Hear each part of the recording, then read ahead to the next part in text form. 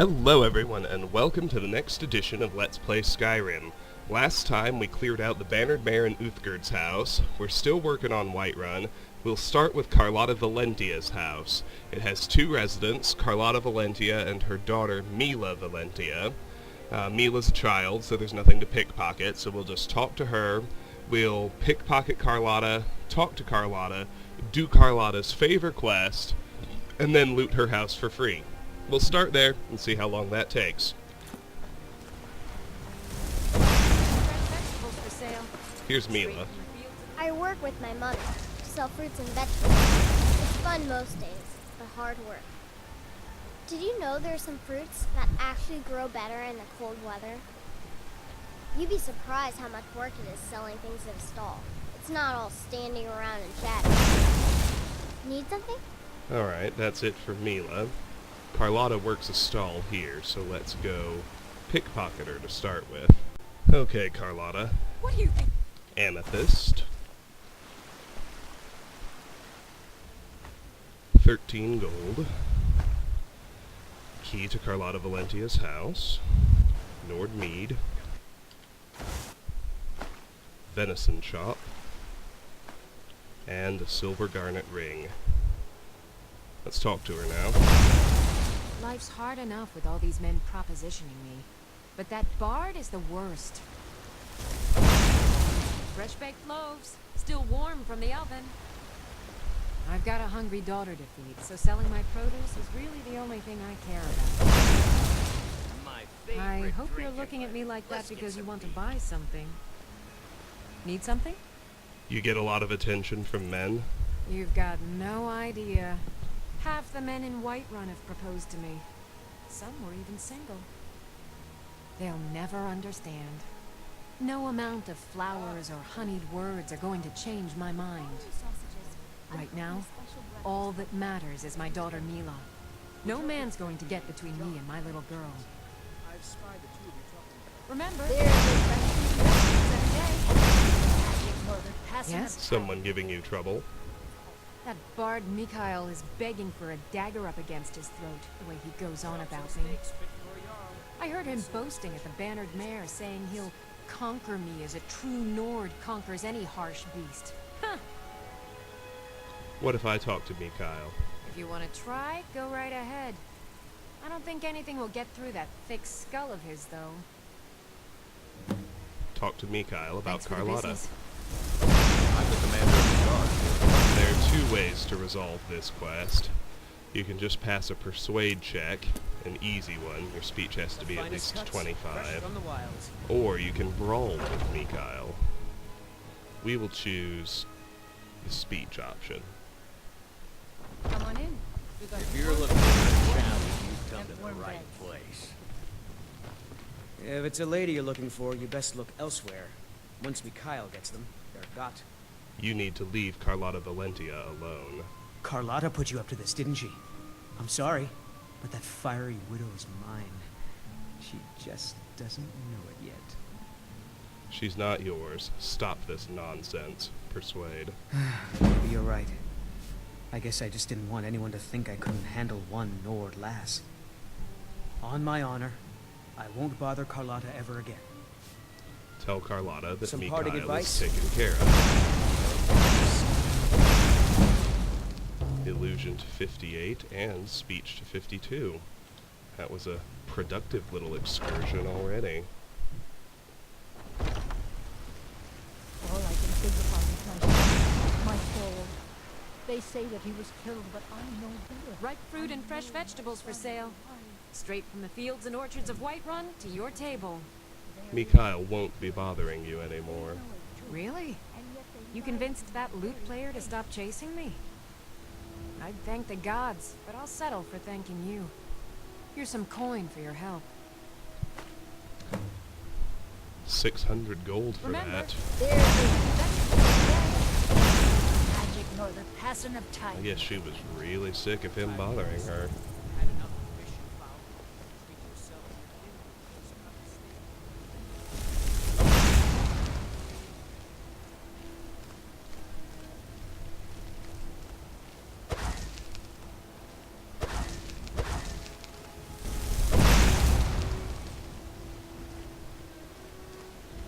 Alright, let's head up to Carlotta's house. It's the first one on the left.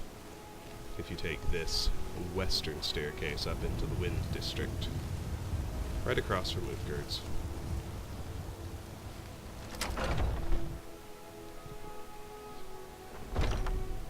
And as per my usual MO, work my way all the way in and then loop my way out. Let's start in here. In this end table we have a clothes iron, but here is something important. Enchanter's Primer. It's an enchanting skill book. So, naturally, it occurs on 2 of my lists. Take it off the book list, since we have found it. And I will also take it off the free skill boost list. Enchanting has only 6 free boosts. With that it drops to 5. We have 4 skill books left to find.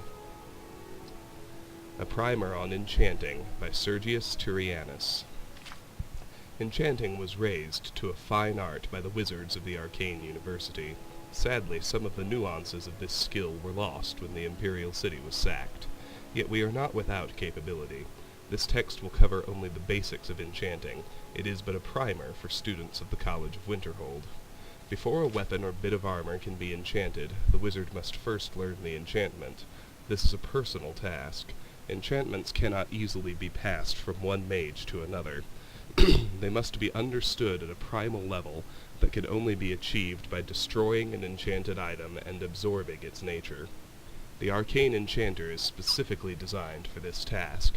Merely place an enchanted item in the device and will it to relent. The magic will flow into the mage, imbuing him with the knowledge of how the enchantment is formed. The utter destruction of the enchanted item is the unavoidable consequence of this process. Items that already have enchantments cannot be enchanted further, so choose carefully when you enchant a blade or helmet. Before beginning an enchantment, make sure you have a filled soul gem. The enchantment will use this soul as a source of power. Place the item and the soul gem on the Arcane Enchanter. Concentrate on the enchantment. The device will meld the two together, enchanting your weapon or armor. Armor enchantments are permanent and do not need to be charged or powered. The reasons for this are not known. Some in the college have postulated that the wearer contributes small amounts of his own energy to keep the armor enchanted. Others say it is just the will of Magnus that it works that way. Regardless of the reason, enchanted armor and clothing never wear out. Weapon enchantments are a different story. They slowly use up the soul energy in them until they are depleted. The enchantment remains, but a filled soul gem must be used to recharge the weapon. Perhaps it is the destructive nature of the weapon enchantment that makes it deplete. One intriguing theory is that the soul leaks out a little at a time into the victims that the weapon harms. As a novice enchanter, the reason is immaterial. At first you will find that your enchantments require a lot of the soul energy. As you become more skilled, you can achieve the same effects with less and less soul energy. So practice your lessons and pay heed to your masters in the magical arts. Fair enough. That raised my enchanting skill to, I want to say 47. So that's very nice. A jug, a basket, clothes inside the wardrobe, potion of minor healing, pot, 2 goblets, empty end table. Inside the chest, 3 gold. On this table, a sweet roll, a plate, a bowl, 3 tomatoes, and a potion of cure disease. Now that's important. Potion you create yourself doesn't work. You need a potion of cure disease. I'm pulling that off of my checklist. And like the Honning Brew mead, I need to carry that with me until I have the relevant encounter. So, the cupboard. Charcoal, 7 gold and a tankard. Let's go downstairs and clear out Mila's bedroom. 4 cabbage, Idar cheese wedge, plate, jug, long taffy treat. Inside the end table, 7 gold and a roll of paper. Over here, sweet roll, plate, cup, flagon, and a new book, Kolb and the Dragon. Now this one's fun. If any of you ever read those choose-your-own-adventure books when you were a kid, that's what this book is. Kolb and the Dragon, an adventure for Nord boys. 1. Kolb was a brave Nord warrior. One day his chief asked Kolb to slay an evil dragon that threatened their village. "Go through the mountain pass, Kolb," his chief said. "You will find the dragon on the other side." And I'm going to treat this book like we're actually choosing. Turn to page 2. Kolb took his favorite axe and shield and walked to a pass where he found a cold cave, a windy cave, and a narrow trail. Enter the cold cave, turn to 17. We'll do that, and then we'll come back for the other two choices. 17. Kolb stepped into the frozen cave, but his Nord blood kept him warm. A smelly tunnel climbed ahead of him, and wind howled from another to his left. A ladder was nearby as well. Take the smelly tunnel. Go back to page 4.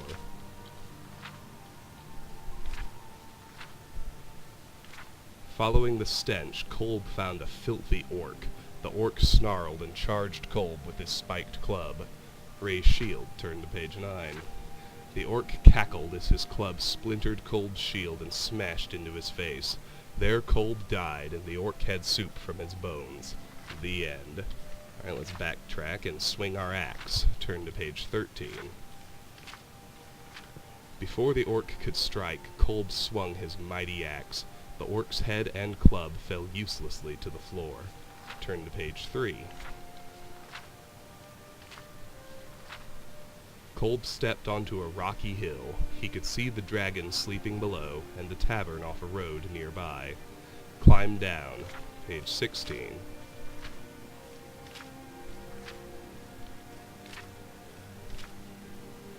Kolb found the lair where the dragon slept, tendrils of smoke wafting from its nostrils. The air made Kolb's eyes sting, and he nearly stepped on the bones of men picked clean. The beast lay on its side, the throat and belly both waiting targets. Strike the neck, page 6. The head of the axe lodged itself in the tough, scaly neck of the beast. It wailed and thrashed, but Kolb held on and eventually sawed through the neck, killing the beast. Kolb returned home victorious, and his village was never bothered by the dragon again. The end. Let's strike the belly instead. Kolb crept towards the belly of the beast, but no sooner had he taken his eyes off the head of the beast than it snapped him up and ate him whole, axe and all. The end. Alright. Now from here, I think our last choice was on page 3. Yes, instead of climbing down, let's visit the tavern, page 14. Kolb stopped at the tavern to rest before fighting the dragon. High elves ran the tavern, however, and poisoned his mead so they could steal his gold. The end. Okay. From page 3, let me see. Our last choice, the orc. That's when we went to the smelly tunnel from the cold cave. So we're back to the second choice we made now. Take the windy tunnel, page 8.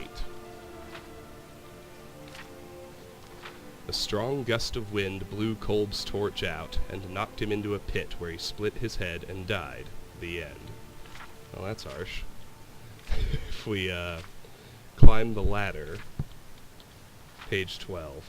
Climbing up, Kolb found a camp. He met a wise man who shared bread and showed two paths to the dragon's lair. One went through the hills, the other through a marsh. The hills is page 3, we've already seen that. Take the marsh, 5.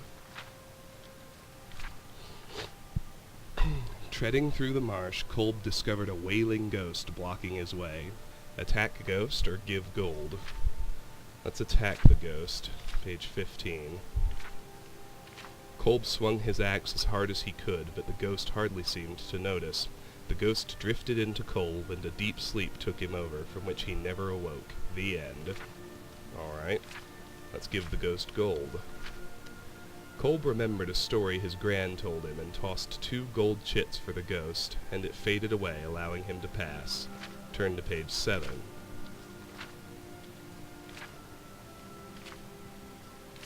Leaving the marsh behind him, Kolb could see the dragon's lair nearby, as well as a small, welcoming tavern.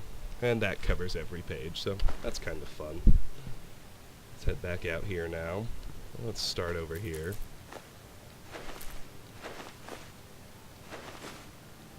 Go over to this shelf.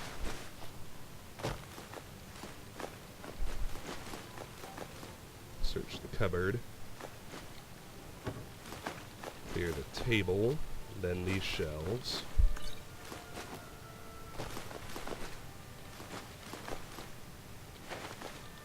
Then this little shelf over here. She has a copy of A Gentleman's Guide to Whiterun, despite not enjoying the attention. Here's a new book, Of Crossed Daggers, The History of Riften, by Dwenan Windell. Situated on the eastern banks of Lake Conric, the city of Riften serves as a reminder of a bygone era. The once proud streets and buildings have vanished and been replaced with a collection of wooden structures and rough stonework shrouded in a permanent fog-like mist. In order to understand how such a large city became nothing more than a glorified fortress, one need only look to the history books for answers. Riften was a major hub of activity for trade caravans and travelers to and from Morrowind. Fishing skiffs could be seen dotting the lake at all hours of the day, and the bustling city was alive with activity at night. The city guard was formidable and maintained a tight grasp on its populace, keeping them safe from harm. The marketplace in Riften was also quite a draw, containing numerous stands offering wares from across Tamriel. In 4th Era 98, amidst the confusion of the Void Knights, Hosgun Crossed Daggers was installed as Jarl when the previous Jarl had been assassinated. Although many believe that Hosgun was responsible, and cries of protest filled the streets of Riften, the Jarl took the throne and immediately took action to protect his station. Using the city guard, he had the streets cleared of protesters and initiated a curfew. Any caught breaking the curfew was immediately jailed without process, or executed if it was a repeat offense. For over 40 years, Hosgun ruled Riften with a black heart and an iron fist. He imposed ridiculous taxes upon his subjects and any merchants that wished to sell their wares within the city walls. Hosgun kept most of the coin for himself, using it to construct a massive wooden castle with unnecessarily lavish quartering within. The castle took 7 years to build, and became a visual reminder of the people's oppression, which earned it the nickname Hosgun's Folly. Towards the end of his reign, the streets of Riften became littered with refuse, and its people plagued by disease and hunger. Then, in 4th Era 129, the people had finally had enough. With their numbers, they were able to temporarily overwhelm the city guard long enough to set Hosgun's Folly on fire, with the greedy Jarl still within. As the fighting recommenced, this fire spread through the city unchecked. By the morning, the people had emerged victorious, but not without great cost. Most of the city was now in ruins, and many had died. It took 5 years to rebuild Riften into the smaller city that it is today, and even though over 50 years have passed since then, it still has yet to fully recover. Some believe it will never achieve the level of affluence it saw at the beginning of the 4th Era, but there are a few who still hold on to the hope that Riften can return from the ashes and become a center of commerce once again. There you go. We'll spend plenty of time in Riften eventually. Just like we will with all the cities. Though I barely got that bread. It has a tendency to fall behind that bookcase where you can't reach it.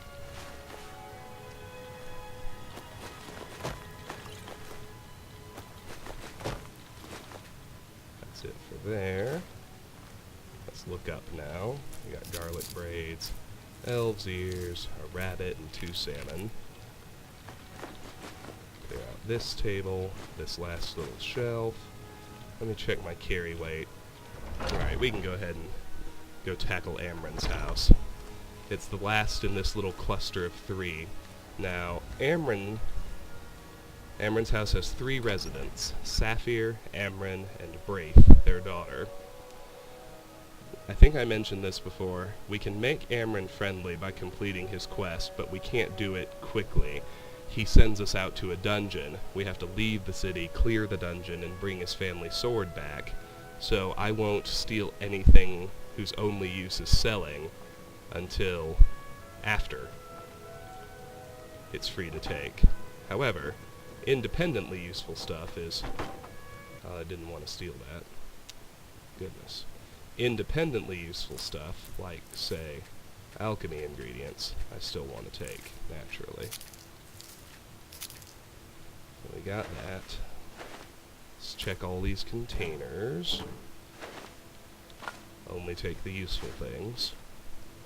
Same thing over here.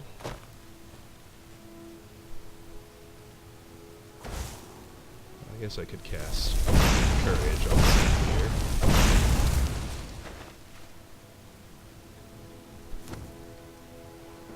I only need to worry if there is anything useful in there.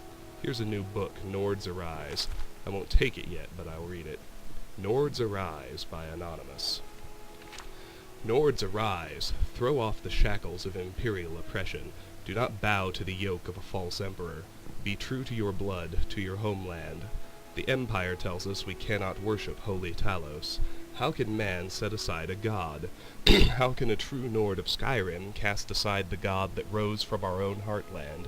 Mighty Tiber Septim, himself the first emperor, conqueror of all Tamriel, ascended to godhood to sit at the right hand of Akatosh. Tiber Septim, a true son of Skyrim, born in the land of snow and blood, bred to the honor of our people, is now Talos, god of might and honor. The Empire has no right to tell us we cannot worship him. Our own High King, Torig, betrayed us to the Empire. He traded our god for peace. He agreed to a pact with the Thalmor, signed by an emperor in a foreign land. Are we to be beholden to such a pact? No, 1,000 times no. Do not let the lessons of history go unheeded. The Aldmeri Dominion and its Thalmor masters made war upon men, just as the elves made war upon Ysgramor and our people in ancient times. Shining Sarthal was burned to the ground, reduced to ruins and rubble in their treacherous assault. But Ysgramor and his sons gathered the 500 companions and made war upon the elves, casting them out of Skyrim. In the great war fought by our fathers, the elves again betrayed men by attacking us unprovoked. The Dominion and the Thalmor cannot be trusted. Like Ysgramor, Ulfric Stormcloak is a true hero of Skyrim. His name will ring in Sovngarde for generations to come. Only he had the courage to single out King Torig and challenge him to trial by arms. Ulfric's Thum, a gift from Talos himself, struck down this traitorous ruler. And by his death we are now free of our imperial shackles and the Thalmor overlords that darken the imperial throne. The Empire has sent its legions to govern us. They have enlisted our own countrymen to their cause. They have set brother against brother, father against son. They have caused Skyrim to battle itself in their name, for their cause. Do not let them divide us. Do not let them conquer us. Reject the imperial law that forbids the worship of Talos. Join Ulfric Stormcloak and his cause. Get the tundra cotton off that dresser. Nothing good inside the dresser itself. I want the river Betty and the salt pile out of that fish barrel. 2 glass and 2 straw in there. Now that's useful. 2 of each. So I need, with that, I need 41 more glass, and I need 13 more straw. There's nothing good up top. Excuse me, but I'm trying to read. Nothing like a good adventure or romance to lose yourself in. Nothing good on that table with Saphir. Let's take the 5 gold out of that chest. We've read the Holds of Skyrim. Let's take the 7 gold out of that chest. Now we can go ahead and talk to Saphir and pick her pocket. I import books whenever I can. Most Nord works are too bawdy and violent for my tastes. My daughter Braith says I read too much. Play with me, mother. Girls need to learn how to take care of themselves. Really, I wish my girl would read more. It would certainly keep her out of all those fights. Make it quick. Need something? That's all of her dialogue, so now let's pick her pocket. We have an amethyst. Pickpocket increased to 85. Excellent. We have bread. 5 gold. A key to Amren's house. 1 lockpick. a silver necklace. Pickpocket! You have committed crimes against Skyrim. Dude must have been right outside. And a silver ring. Alright, well that's it for Saphir. Let's go find Braith and Amren. We'll just talk to Braith. We'll pickpocket Amren and accept a quest from him when we find him. You're a bad sneak. You're not creeping up on anybody like that. I'm gonna go this way. No telling where they are. We're just gonna have to wander around the city till we track them down.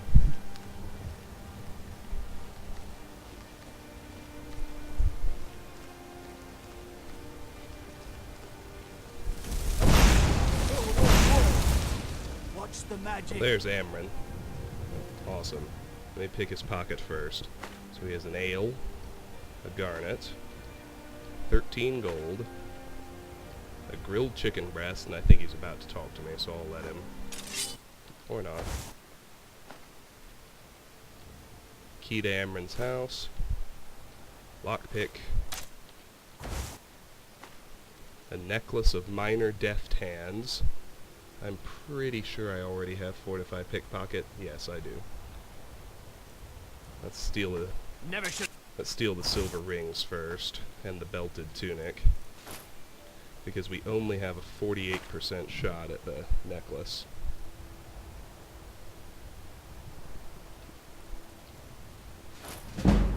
We got it. Pickpocket increased to 86. Now let's talk to him.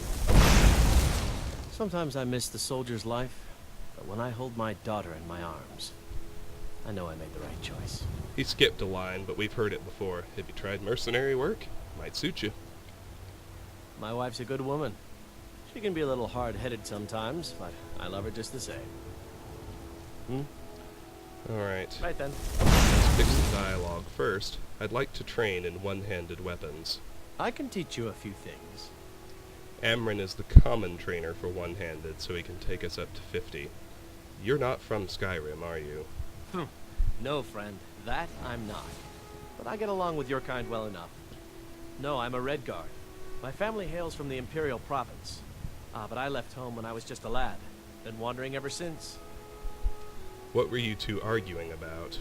My Saphir doesn't like that I've been spending so much time looking for my father's old sword. He fed his entire family with the gold he made using that weapon. I'm not about to let it gather dust in some thief's trophy room. Do you need help finding the sword? I tracked it to a group of bandits nearby. But I'm no fool. I'd need the Whiterun guards or maybe hire the companions to get it. I don't know why I'm saying this, but if you find it out in your travels, I'd be grateful to you. Find Amren's family sword If you find that sword, please bring it to me. inside Whiterun Lodge. Oh, we'll mark that, and we'll do it when the time comes.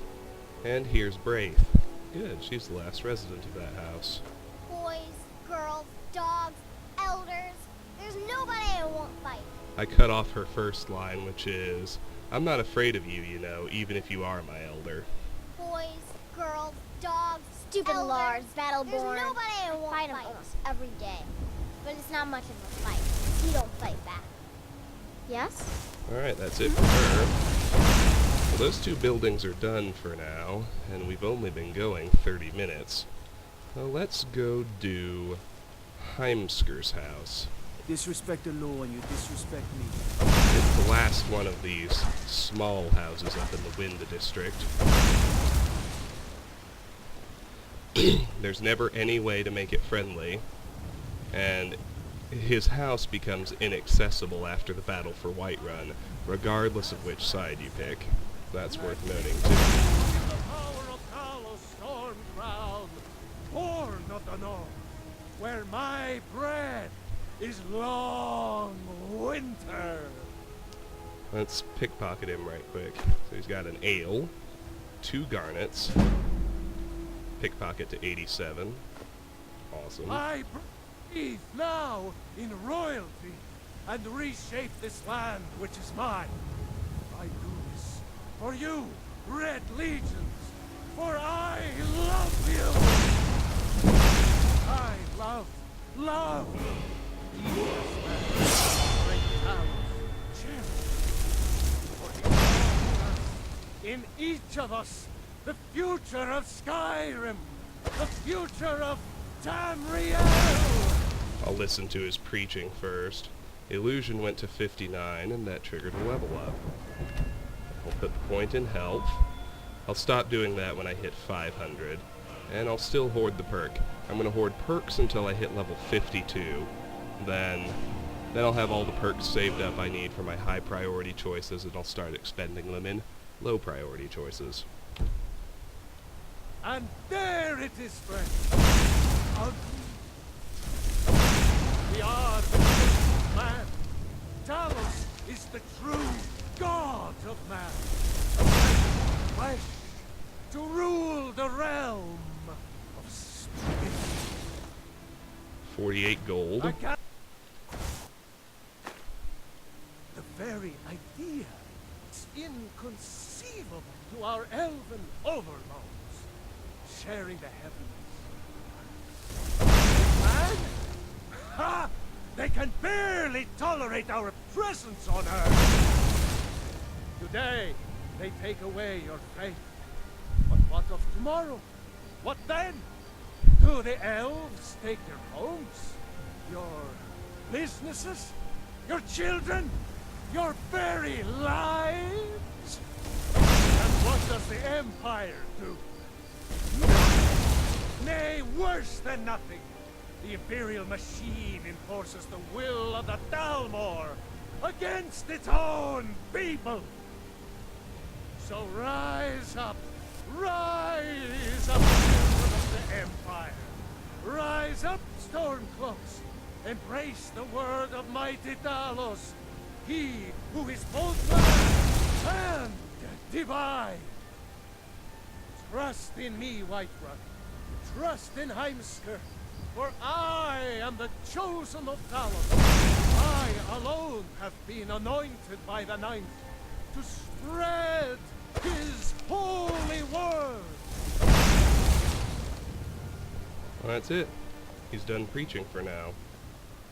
So let's finish picking his pockets. We have a key to his house, a salmon steak, some wine, a ring of minor sneaking, silver necklace, and a ring of minor deft hands. Never. Pickpocket to 88. That's excellent.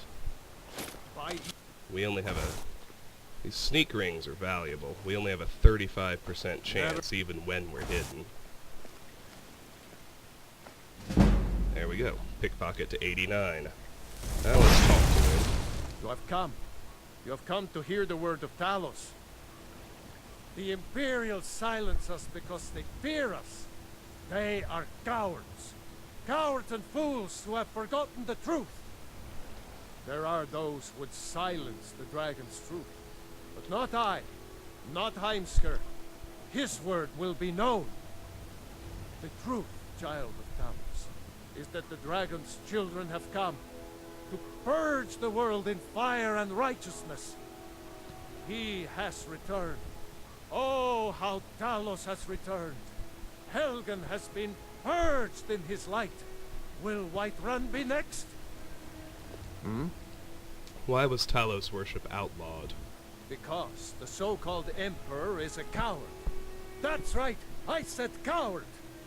Oh yes, he agreed to banish the worship of Talos at the tip of an Aldmeri sword. They called it The White Gold Concordat. well, I call it blasphemy. A true son of the Empire would never have turned his back on our greatest hero. Not at any price. Well, let me tell you something, friend. Cyrodiil is a long way from here. And in Skyrim, we will never forsake mighty Talos. Aren't you worried you'll be arrested? Let them come. I have no fear, for Talos is my ally, and I am his prophet. His word is upon my lips, his voice in my throat. What can you tell me about Talos? Hello, my friend. If you seek knowledge about mighty Talos, you have most certainly come to the right person. Immortal life. Talos was a Nord, possessed of unmatched tactical skill, limitless wisdom, and the power to see into men's hearts. Talos mastered the power of the voice, and with it he united the lands of men into a great empire.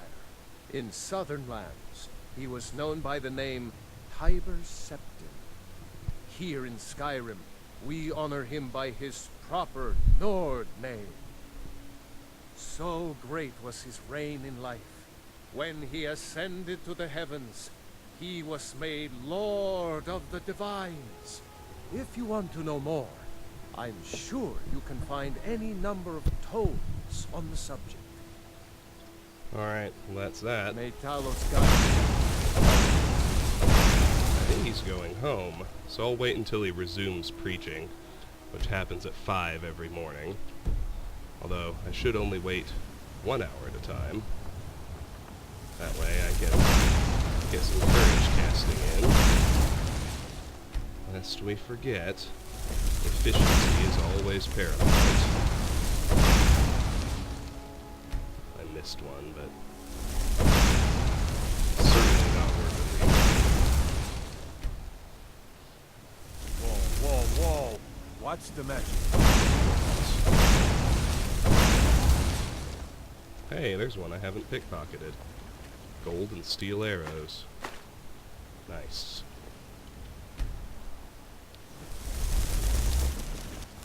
Where'd you go, Skippy?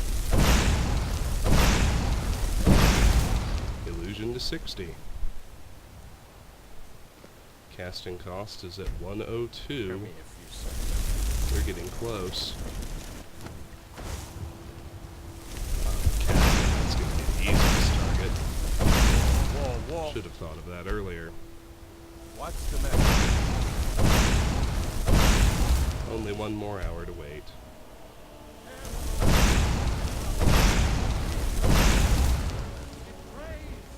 For only through your grace and benevolence may we truly reach enlightenment.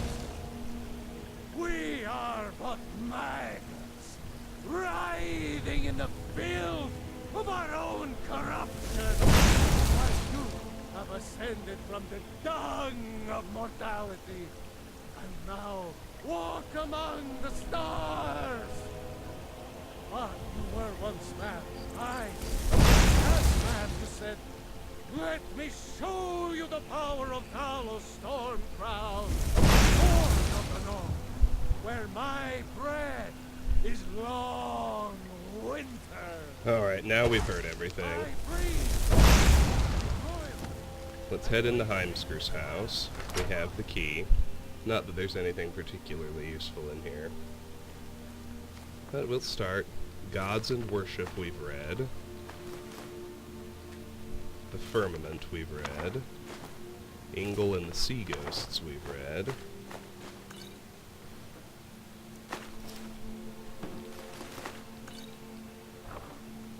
Only 7 gold in the chest.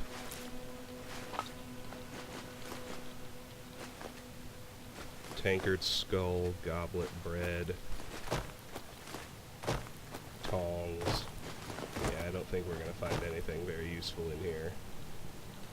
No hanging ingredients, just a few skulls over here. That's alright, my carry weight's at 248. And we've still only been going 40 minutes. So, let's pick another place to clear out. I'm going to tackle the House of Clan Battleborn next. We've already made friends with them by picking crops for Alfhild. First thing I want to do is head in there and find her before she heads out to the farm, just so I can pick her pocket and properly speak to her. There are 6 residents of this house: Ulfrid Battleborn, Birgit Battleborn, Idolf Battleborn, Alfhild Battleborn, John Battleborn, and Lars Battleborn. The only one with another quest for us is Lars, and we'll get to him soon enough. now. Let me just track down Alfhild. She typically sleeps somewhere in here.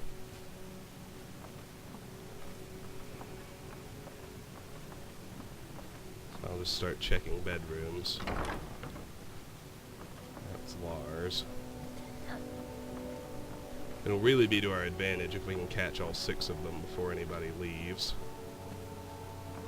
And I'm going to be cutting it close. There's John. There's Idlef, and there's Bergrit. Alfhild is nowhere to be seen. Well, that's okay.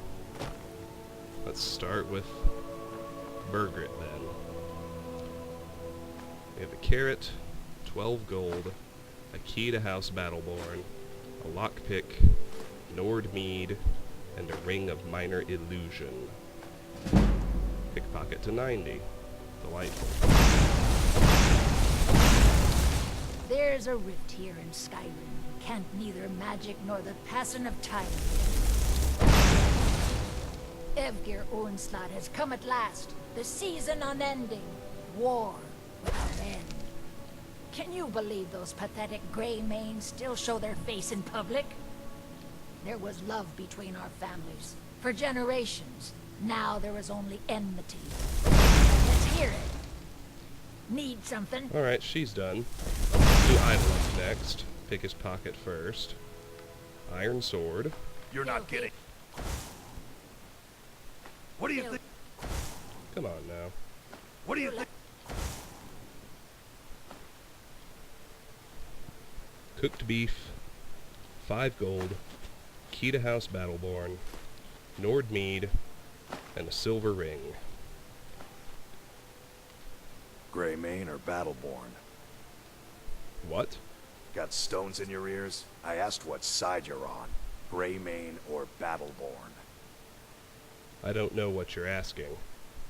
New in town, huh? Whiterun's got 2 clans, both old and both respected. Difference is, the Greymanes turned their backs on the Empire, and we Battleborn stayed loyal. So I'll ask again, Greymane or Battleborn? Choose Battleborn. Makes friends with him. Then I say, well met, friend. I could tell you were a sharp one the moment I laid eyes on you. What was that argument all about? More bad blood between the houses. Fralya is convinced our family is somehow at fault for the loss of their son. There's no reasoning with these people anymore. Long live the Empire. You've been a good friend to me. That means something. Oh, he's going back to Damn, sleep. what are these doing? They want to back the Stormcloaks? They'll get what's coming to them. Avelstein Greymane and I were best friends as children. If I see that traitor again, I'll throw him in jail myself. The cold, frightening truth is that the Empire represents progress. Anyone who fears progress is a coward. The Stormcloaks are content to live in the past forever. No wonder the provincials think we're all baseless savages. Huh? Alright, that's it The for him. Stormcloaks are gonna borrow time, believe me. Let's head over to this room and do John. He's got another iron sword, an apple pie, 8 gold, a key to House Battleborn, a lockpick, You little thing. a belted tunic, and a letter from Ulfina. Intriguing. Go ahead and take that letter off my book list. There it is. Letter from Ulfina. Now let's give it a read. John, I know it's hard, but please, try and be patient. We must keep to ourselves for now.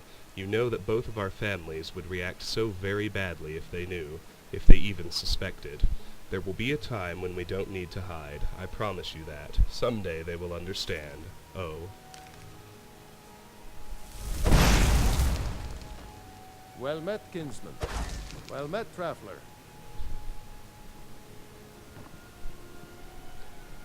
You know what's wrong with Skyrim these days? Everyone is obsessed with death. People have forgotten humor, poetry, and romance. I love a good sword fight as much as the next man. But there's more to life. It's my desire to enter the Bard's College. My parents are hesitant, but I pray they let me attend. All I want is to escape from this madness, and if Ophina can come with me, all the better. But I've probably said too much. May your soul... Yes? You live here? Aye, that I do. Half all my life. We Battleborns have been here since the beginning, along with the Greymanes. Our family's been close as kin for generations, but Ulfric Stormcloak's uprising has divided us. Now, seems we can scarce look at each other without coming to blows. Petty and foolish, that. They are saying dragons have returned to Skyrim. Now that's a real problem. Any place I can find work? Ain't sure if they're taking on new members, but you should talk to the companions. They're over in their hall, Jorvaskr. If by work, you mean testing your steel in bloody battle. Where can I get a drink? Ah, the most important question of all, that one. You'll want the bannered mare. See old Hulda. She'll keep you swimming in mead. But mind the bard, Mikael. Poncy little milk drinker, that one. You don't like Mikael? Ah, man gives bards a bad name. We Nords have a long history as warrior poets. I am proud to count myself among them. But Mikael, he sings only for gold and the affections of wenches. He dishonors our traditions. Fair enough. May your sword be sharp. Sharp. Illusion to 61. Muffles down to 101. Now let's see if we can find Ulfrid and Alfield. Oh, you're a wizard? I mean, you cast that spell just now, yeah? I was hoping you could make me invisible or something. Can you? Make me invisible? This is an interaction. I'll just be honest with him. I'm afraid I can't do that. Or no, okay, but I'll need a few moments to cast the spell on you. Oh, right! I knew you'd do it. This is gonna be so fun. You can't even imagine. Alright, if you go to the quest list, you have I have a world interaction that is, invisible child. And if you cast a spell in front of any child in the game, they have that dialogue. So let's just cast Courage on him. Hey, so are you ever going to make me invisible or what? You are invisible. Really? I don't know. I don't feel invisible. Trust me, you're invisible. Okay, great. Now I'm finally going to have some fun around here. Bye. It's no fun being Okay, let's talk to Lars. My friend Olava, the seer, she says things will get better for me once I start sticking up for myself. I can't fight, not even a little bit. My family thinks I'm a little milk drinker. Hi there. What does a kid do for fun around here? Well, I used to sneak out at night and try to tip over the big ox in the Greymane's yard. And me and Mila used to climb up on the roof of Dragon's Reach and look for birds' eggs. But I don't do that stuff anymore. Father keeps catching me and then I get in trouble. I forgot to mention, Carlotta's quest is called A Few Words With You in the creation kit, and it's done. Having trouble? Yes. Braith bullies me all the time. All the elders think I'm a milk drinker because I can't fight. Nobody understands. If you can get Braith to leave me alone, I'll be your best friend. Forever. I'll pay you too. My whole life savings. 2 septums. I'll talk to this girl. Oh, good. She'll listen to you. I just know it. Convince Braith to stop bullying Lars. I think Ulfrid left. Are you playing? Oh no, he's still here. Oh, and Alfield's home too. Let's do her first. So she has a flawless garnet, a goat cheese wedge, 14 gold, a key to the Battleborn farmhouse, the key to House Battleborn, a lockpick, and a silver ring. Pickpocket to 91. Excellent. A fine day to you, friend. May you die with a sword in your hands. This war's as stupid as our feud with Clan Greymane. Need something? Unlike the rest of my family, I've got work. My brother John's got the right of it. Join the Bard's College and avoid this pointless war. My brother John had the right of it. Join the Bard's College and avoid this pointless war. Too bad he died before he had the chance. That's funny, John's right my upstairs. boy Lars has been getting beat senseless. And by a girl, no less.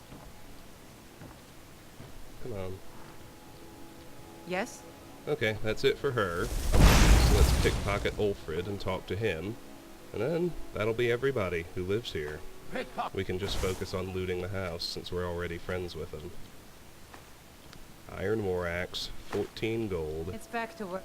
Key to House Battleborn. Then. A sweet roll. And a silver garnet ring. Don't even think about it. Ulfrid, patron of the great clan Battleborn. A name I'm sure you know well. I'm as much a Nord as the next man, but I'm no fool. I don't live in the past like those Greymanes. The Orland Greymane's a stubborn fool. Our friendship ended when he turned his back on the Emperor. So what Lars just did, I think I might have that listed as a separate interaction. But, if you tell them they're invisible, they go and try to scare the adult. Oh yeah, there it is. Child scares NPCs. But he thinks he's invisible, so he just snuck up on his mom and tried to scare her. Which is fun. Clan Battleborn's got a proud lineage in Whiterun, but unlike the Greymanes, we've also got wealth. My bloodin' days might be over, but my son Idolif is out there fighting for Skyrim, fighting for the Empire. Ha! Let's hear it. Alright, what was that argument all about? Just one more thing the Greymanes want to blame on others. It's not my fault they turned their backs on the Empire, or their mule of a son raised arms against it. And yet, they want to heap the fault on my family's good name? Ah! Tell me about Clan Battleborn. Battleborn is a name out of legend, sung in the songs of old and heard in deeds of valor for 100 generations. For Clan Battleborn they cry in the mead halls, first into the fray and last to quit their ale. We've got honor, wealth, and titles too, aye, and buxom women to warm your bed on a cold Skyrim night. Now if that don't answer your question, then no words will. Why the feud with Clan Greymane? Money, you laggard. What else? It always comes down to coin. The Greymanes have deep roots in Whiterun, but so do we. Difference is, we're rich. And Vignar hates it. Oh, and they hate it too. All their big talk of pride and honor. What have they got to show for it? Beggars' rags and stale bread. We've got the same pride, same honor, and we've got wealth. No wonder they envy us. What about Clan Greymane? Uncivilized pelt-wearing axe-draggers. It's a wonder they don't still live in a cave like those ancestors they keep boasting about. It's true, the Vignar Greymane and his lot are one of Whiterun's oldest and, depending on who you ask, most respected clans. I don't dispute that. But it's one thing to take pride in your lineage, and another to cling blindly to the past. What they call honor and tradition, I call ignorance. Alright. You watch yourself out there. We're done with him. So, my carry weight's almost maxed out, so I'm going to offload before I loot the house. But just before I offload, let's track down Braith and take care of Lars's little quest. Let me see, is she still at home? Nope. She's outside someplace. I think that's Danica sitting at the Gilder Green. Go cast your fancy magic someplace else. So I guess Braith is probably just running around someplace.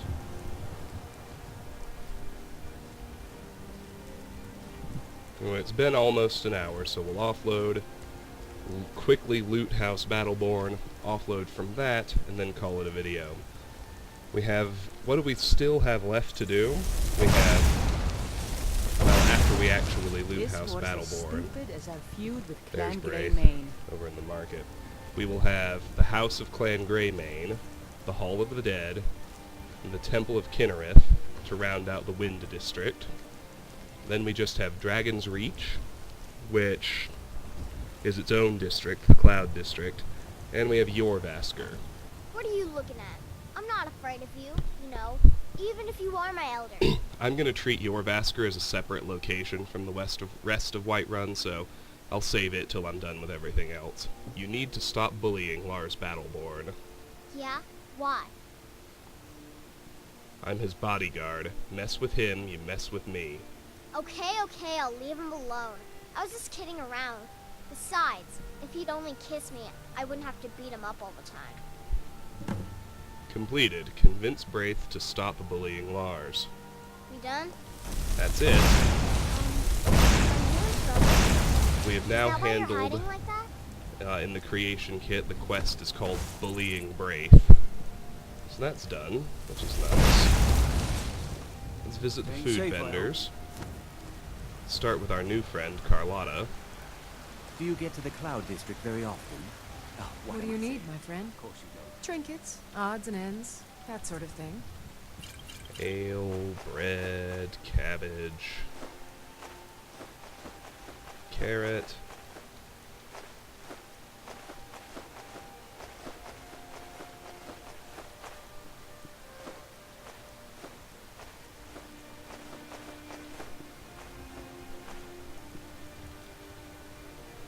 Remember, fresh. That was almost all of I it. earned my way to the top. Let's do I rise Noriath cups. next. Some may call this junk. Me, I call them treasures. Alright, now do I have any potions for sale? Yes, I do. Good hunting. One. That's alright. I'll go sell it to Arcadia. I've sold all my food, so Hull is useless. Take a good look around.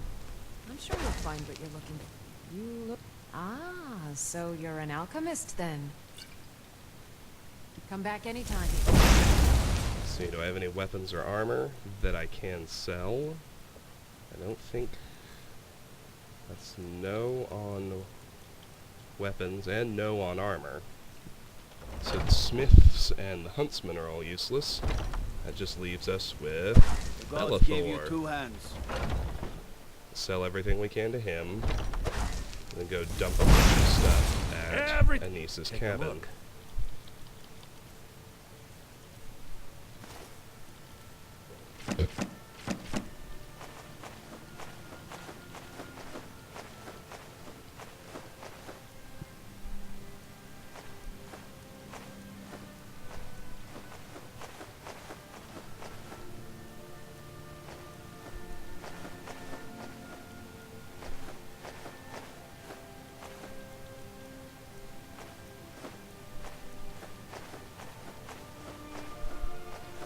Okay.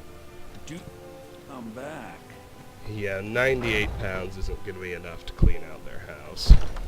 So let's just go offload all the stolen stuff at Anissa's cabin. And the good news is, as we loot the house, most things we won't be stealing. So that'll make it easier to clear. Hey, bro. Illusion increased to 62. That's good. Muffle still costs 101. What do we have here? 2 iron swords and an iron war axe. In here we've got some clothes and a bunch of jewelry. We already have all those enchanting effects. gonna hold on to the potion of cure disease. Remember, that's a random encounter, and we need to have it on hand when it happens. Those all just go in the generic ingredients.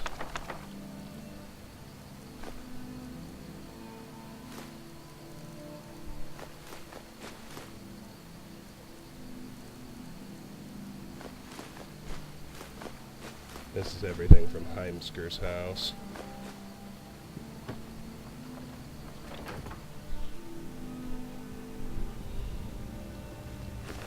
First things first, we have some ingredients. Got plenty of stuff for the smithing sack. Got several gems. And a set of leather strips. In this sack we've got glass and straw. And we're fully offloaded already. So now let's roll back to Whiterun and actually clear out the House of Clan Battleborn.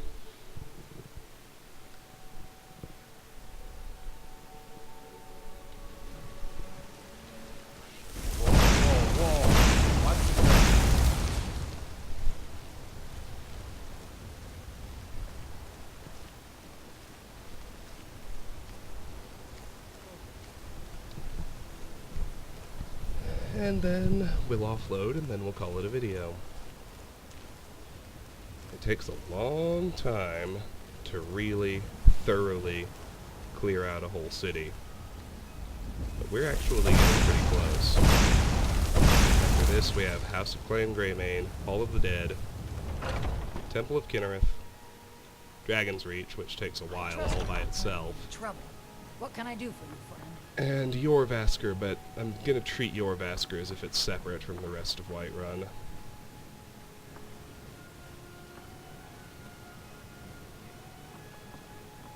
Let's head in here, all the way up to the back, and start looting.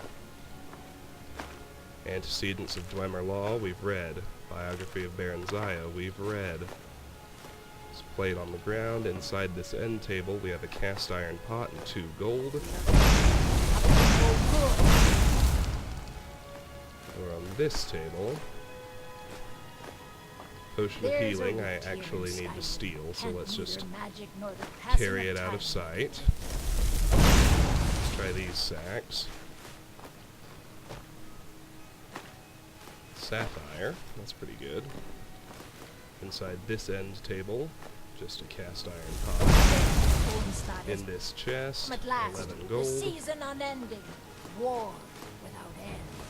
A weak poison, which I had to actually steal. That was hidden when I did it. I like the mead bowl. 9 gold, and the Bear of Markarth. That's a new book, so let's read it. The Bear of Markarth, The Crimes of Ulfric Stormcloak, by Arianus Arius, Imperial Scholar. Ulfric Stormcloak is considered a hero by many for his part in quelling the Forsworn uprising. It is said that when the Empire abandoned Skyrim and the natives of the Reach rebelled, undoubtedly due to the Nord's poor treatment of them, Ulfric Stormcloak and his militia was there to retake their land from the Forsworn. In all the bravado and epic yarns the skalds compose of his exploits, you would think Ulfric to be a giant of a man, equal to that of Tiber Septim in his cunning, leadership, and decisive actions. But the truth is far more revealing. Yes, from 4th Era 174 to 176, the Forsworn did in fact rule over the Reach as an independent kingdom from Skyrim. Yes, this was accomplished while the Empire was beset by Aldmeri Dominion forces and could not send the Legion to re-establish order. And yes, Ulfric Stormcloak did quell the rebellion without Imperial assistance. That much is true, but what the bards often fail to tell in their stories is that the Forsworn kingdom was quite peaceful for those 2 years they were in power.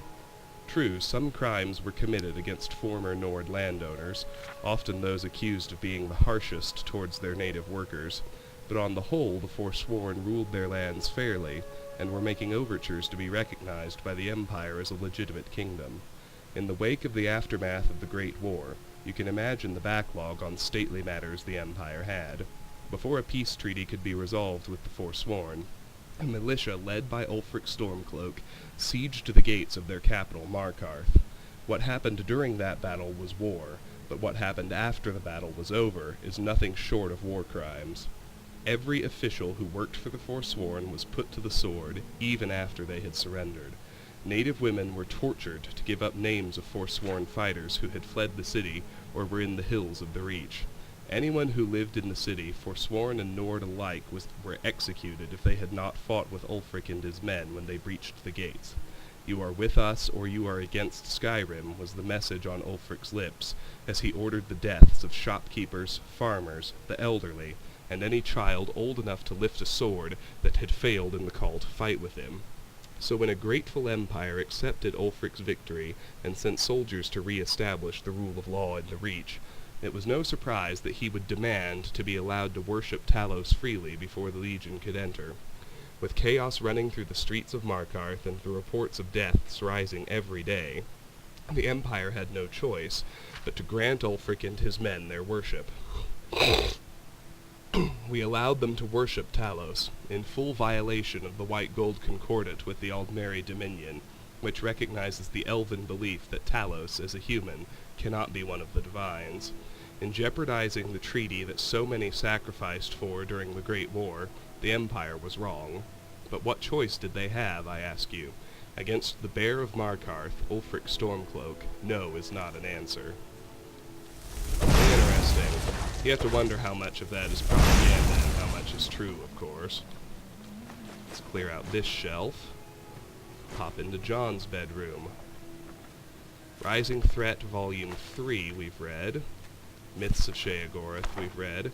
Rising Threat Volume 1, Mixed Unit Tactics, Brief History of the Empire V4, Real Baron Zaya V4, Darkest Darkness, we've read all of those already.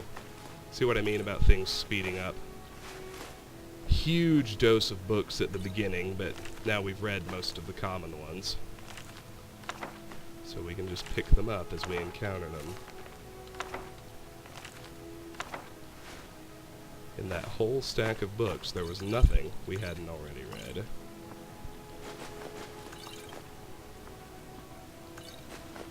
Some stuff in here is valuable enough that you still have to steal it. So always be wary of that. Make sure no one can see you. 3 gold in the chest. Well, that's not really anything, but pop back in here. Good burger and dose of courage. Face in public. Well, let's move over here. About to finish clearing the top floor, that's always nice. 4 gold, wooden plate, and a new book, The Monomyth. This one's interesting. I warn you, it is long. The Monomyth. In Mundus, conflict and disparity are what bring change, and change is the most sacred of the 11 forces. Change is the force without focus or origin. Ognithir Teherete, Order of Sij. I'm not sure how to pronounce that. Simply put, the schism in the human Aldmeri worldview is the mortal's relationship to the divine. Humans take the humble path that they were created by the immortal forces, while the Aldmer claim descent from them. It doesn't seem like much, but it is a distinction that colors the rest of their diverging mythologies. All Tamrielic religions begin the same. Man or mer, things begin with the dualism of Anu and his other. These twin forces go by many names. Anu Padome, Anuil Sithis, Ak-El, Satak Akel, is not. Anuil is the everlasting, ineffable light. Sithis is the corrupting, inexpressible action. In the middle is the Grey Maybe, Nirn in the Elnafex. In most cultures, Anuil is honored for his part of the interplay that creates the world, but Sithis is held in highest esteem because he's the one that causes the reaction. Sithis is thus the original creator, an entity who intrinsically causes change without design. Even the Hist acknowledge this being. Anuil is also perceived of as order, opposed to the Sithis chaos. Perhaps it is easier for mortals to envision change than perfect stasis, for often Anuil is relegated to the mythic background of Sithis' fancies. In Yokuden folk tales, which are among the most vivid in the world, Setak is only referred to a handful of times as the Hum. He is a force so prevalent as to be not really there at all. In any case, from these two beings spring the Edada, or original spirits. To humans, these Edada are the gods and demons. To the Aldmer, the Aedra Daedra, or the ancestors. All of the Tamrielic pantheons fill their rosters from these Edada, though divine membership often differs from culture to culture. Like Anu and Padome, though, every one of these pantheons contains the archetypes of the Dragon God and the Missing God. The Dragon God and the Missing God. The Dragon God is always related to time and is universally revered as the first god. He is often called Akatosh, whose perch from eternity allowed the day. He is the central god of the Cyrodiilic Empire. The Missing God is always related to the mortal plane and is a key figure in the human-Aldmeri schism. The missing refers to either his palpable absence from the pantheon, another mental distress that is interpreted a variety of ways, or the removal of his divine spark by the other immortals. He is often called Lorcan, and his epitaphs are many, equally damnable and devout. Note that Tamriel and the mortal plane do not exist yet. The Grey Maybe is still the playground of the original spirits. Some are more bound to Anu's light, others to the unknowable void. Their constant flux and interplay increase their number, and their personalities take long to congeal. When Akatosh forms, time begins, and it becomes easier for some spirits to realize themselves as beings with a past and a future. The strongest of the recognizable spirits crystallize: Mephala, Arke, Ifre, Magnus, Ruptka, etc., etc. Others remain as concepts, ideas, or emotions. One of the strongest of these, a barely formed urge that the others call Lorcan, details a plan to create Mundus, the mortal plane. Humans, with the exception of the Red Guards, see this act as a divine mercy, an enlightenment whereby lesser creatures can reach immortality. Aldmer, with the exception of the Dark Elves, see this act as a cruel deception, a trick that sundered their connection to the spirit plane. The Myth of Arbis. Subtitled The Sigic Compensation, Mythic Arbis was an attempt by Artaeum apologists to explain the basics of Aldmeri religion to Uriel V in the early, glorious part of his reign. It quietly avoided any blame or bias against the Lorcan concept, which was still held in esteem by the Cyrodiils as Shazar, the missing sibling of the divines. Despite this, the Sigiki still give a nice summary of the Elder View, and it will serve our purposes here. This version comes from the archives of the Imperial Seminary, from the handwritten notes of an unknown scribe. Mythic Orbis exists, and has existed from time without measure as a fanciful, unnatural realm. Arbis is used to connote the imperceptible penumbra, the gray center between the is not of Anu and Padome. It contains the multitude realms of Aetherius and Oblivion, as well as other less structured forms. The magical beings of mythic Arbis live for a long time and have complex narrative lives, creating the patterns of myth. These are spirits made from bits of the immortal polarity. The first of these was Akatosh, the Time Dragon, whose formation made it easier for other spirits to structure themselves. Gods and demons form and reform and procreate. Finally, the magical beings of mythic Arbis told the ultimate story, that of their own death. For some, this was an artistic transfiguration into the concrete, non-magical substance of the world. For others, this was a war in which all were slain, their bodies becoming the substance of the world. For yet others, this was a romantic marriage and parenthood, with the parent spirits naturally having to die and give way to the succeeding mortal races. The agent of this communal decision was Lorcan, whom most early myths vilify as a trickster or deceiver. More sympathetic versions of this story point out Lorcan as being the reason the mortal plane exists at all. The magical beings created the races of the mortal Arbis in their own image, either consciously as artists and craftsmen, or as the fecund, rotting matter out of which the mortals sprung forth, or in a variety of other analogical senses. The magical beings then, having died, became the Edada. The Edada are the things perceived and revered by the mortals as gods, spirits, or geniuses of Arbis.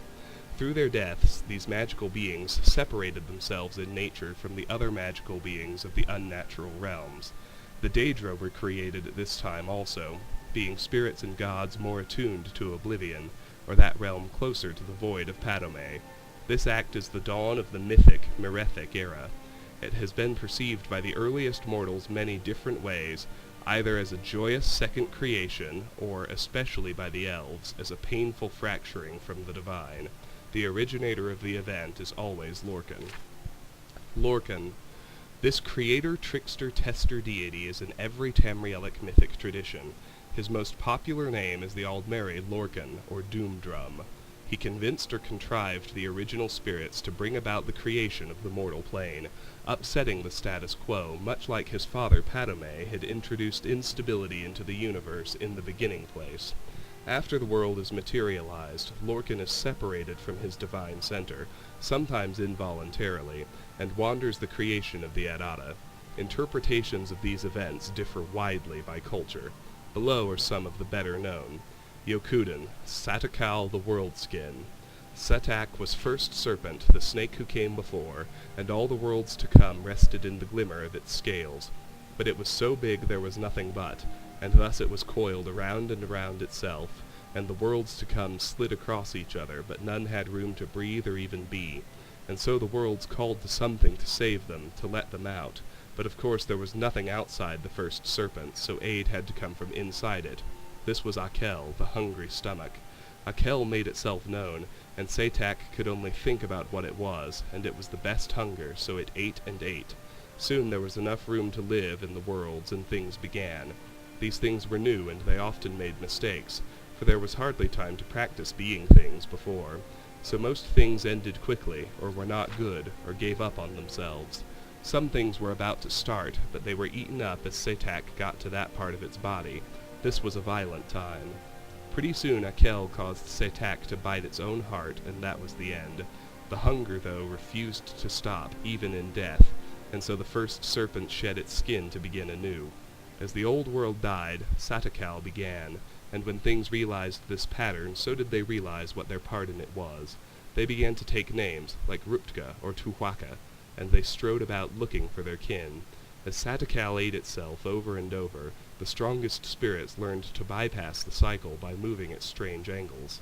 They called this process the walkabout, a way of striding between the world skins.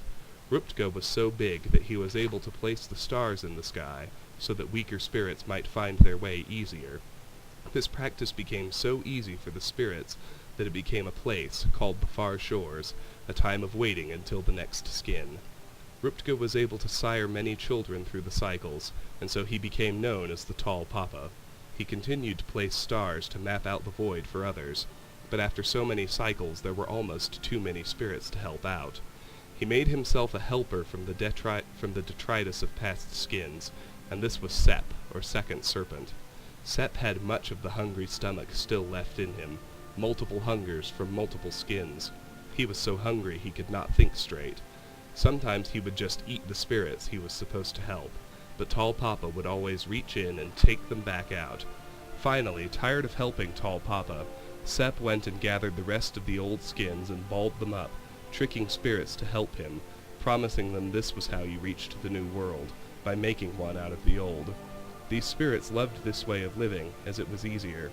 No more jumping from place to place. Many spirits joined in, believing this was good thinking. Tall Papa just shook his head. Pretty soon the spirits on the skin balls started to die, because they were very far from the real world of Satakal, and they found that it was too far to jump into the far shores now. The spirits that were left pleaded with Tall Papa to take them back, but Grim Ruptka would not, and he told the spirits that they must learn new ways to follow the stars to the far shores now. If they could not, then they must live on through their children, which was not the same as before. Sep, however, needed more punishment, and so Tall Papa squashed the snake with a big stick. The hunger fell out of Sep's dead mouth and was the only thing left of the second serpent. While the rest of the new world was allowed to strive back to godhood, Sep could only slink around in a dead skin or swim about in the sky, a hungry void that jealously tried to eat the stars. Cyrodiilic, Shazar's song.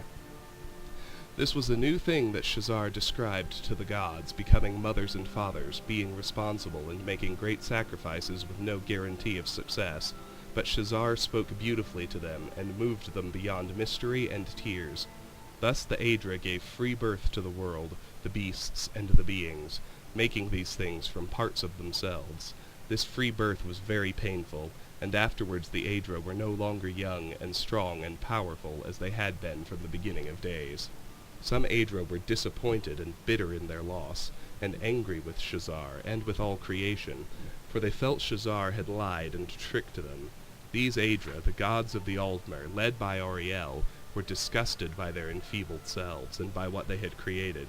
Everything is spoiled, for now and for all time, and the most we can do is teach the elven races to suffer nobly, with dignity, and chastise ourselves for our folly, and avenge ourselves upon Shazar and his allies. Thus are the gods of the elves dark and brooding, and thus are the elves ever dissatisfied with mortality, and always proud and stoic despite the harshness of this cruel and indifferent world. Other Aedra looked upon creation and were well pleased. These Aedra, the gods of men and beast folk, led by Akatosh, praised and cherished their wards, the mortal races. We have suffered and are diminished for all time, but the mortal world we have made is glorious, filling our hearts and spirits with hope. Let us teach the mortal races to live well, to cherish beauty and honor, and to love one another as we love them.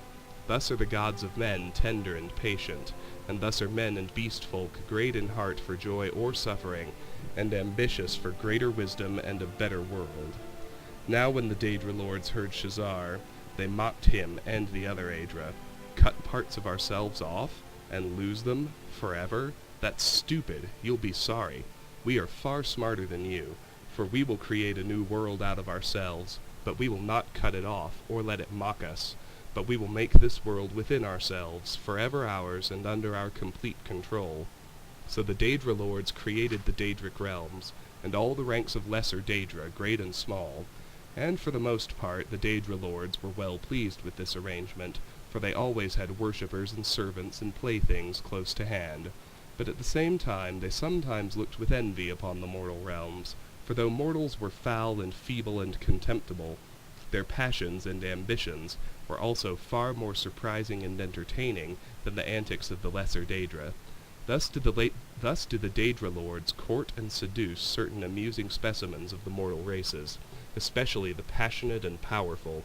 It gives the Daedra lords special pleasure to steal away from Shazar and the Aedra, the greatest and most ambitious mortals. Not only are you fools to mutilate yourselves, gloat the Daedra lords, but you cannot even keep the best pieces, which prefer the glory and power of the Daedra lords to the feeble vulgarity of the mush-minded Aedra. Altmeri, the heart of the world. Anu encompassed and encompasses all things. So that he might know himself, he created Anuiel, his soul and the soul of all things. Anuiel, as all souls, was given to self-reflection, and for this he needed to differentiate between his forms, attributes, and intellects. Thus was born Sithis, who was the sum of all the limitations Anuiel would utilize to ponder himself. Anuiel, who was the soul of all things, therefore became many things, and this interplay was and is the Arbis. At first the Arbis was turbulent and confusing, as Anuiel's ruminations went on without design. Aspects of the Arbis then asked for a schedule to follow, or procedures, whereby they might enjoy themselves a little longer outside of perfect knowledge. So that he might know himself this way too, Anu created Auriel, the soul of his soul. Auriel bled through the Arbis as a new force called time. With time, various aspects of the Arbis began to understand their natures and limitations. They took names like Magnus or Mara or Zen. One of these, Lorcan, was more of a limit than a nature, so he could never last long anywhere. As he entered every aspect of Anuiel, Lorcan would plant an idea that was almost wholly based on limitation. He outlined a plan to create a soul for the Arbis, a place where the aspects of aspects might even be allowed to self-reflect. He gained many followers. Even Auriel, when told he would become the king of the new world, agreed to help Lorcan. So they created the Mundus, where their own aspects might live, and became the Adada. But this was a trick. As Lorcan knew, this world contained more limitations than not, and was therefore hardly a thing of Anu at all. Mundus was the house of Sithis. As their aspects began to die off, many of the Adada vanished completely. Some escaped, like Magnus, and that is why there are no limitations to magic.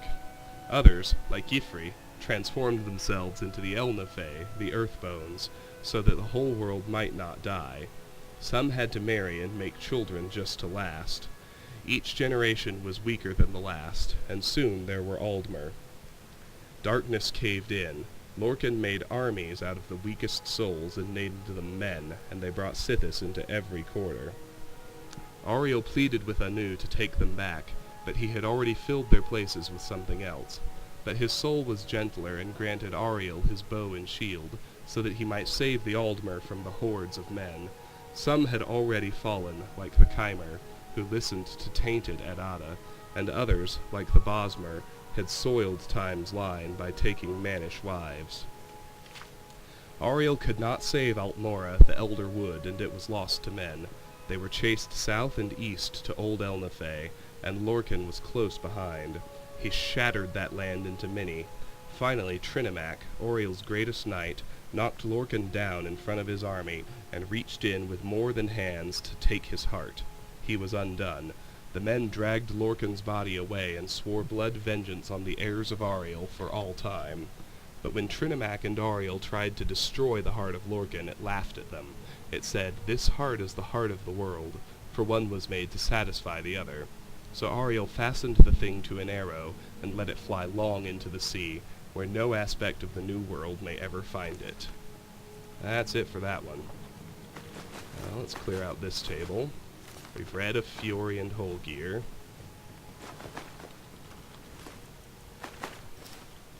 Already up to 202. We've only done the top floor.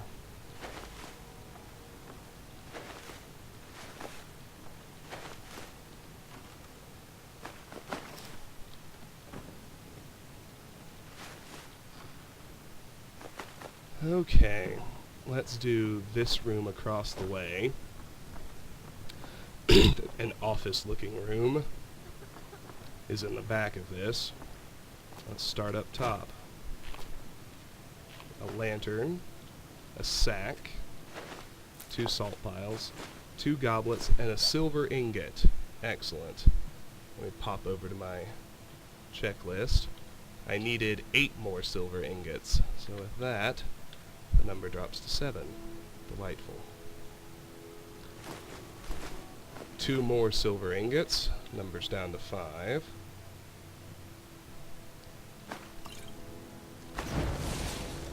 I'm going to leave that Imperial missive on the desk for now, because it's related to a quest we'll start in just a little bit. We've read Thief of Virtue, read Vernacus and Borlore, read the Book of Daedra, read the Hope of the Redoran, read the Firmament, read Fall from Glory, and the Real Baron Zaya, read Brief History of the Empire, Imperial Report on Sarthal, that's a new book, The Fall of Sarthal, by Hesef Kirirnis, Mages Guild scholar, assigned to Imperial archaeologist Sentius Floronius. Let it be known that the esteemed archaeologist has chosen to focus his boundless talents on the cooking and baking habits of early First-Era Nords. While this work will no doubt bring great glory and benefit to the Empire, it is clear that my limited expertise is of no use to this effort. I have instead been using my considerable free time to investigate a particular avenue of study, namely that of the fall of Sarthal. Every child of the Empire knows what happened here, but the first city of man on Tamriel was sacked by the elves, jealous and fearful of the threat men posed to them. Relations have obviously improved considerably since then, but to be able to see the results of the destruction firsthand, it is quite striking to note the degree of effort that went into the venture. The first task before me was differentiating between areas of original architecture and those that were rebuilt after Ysgramor retook the city with his 500 companions. Initially relying heavily on the expertise of archaeologist Floronius, my ability to discern the difference for myself improved over time. Indeed, I was surprised to find that many areas of the city, far more than I would have believed, retained much of the original stonework.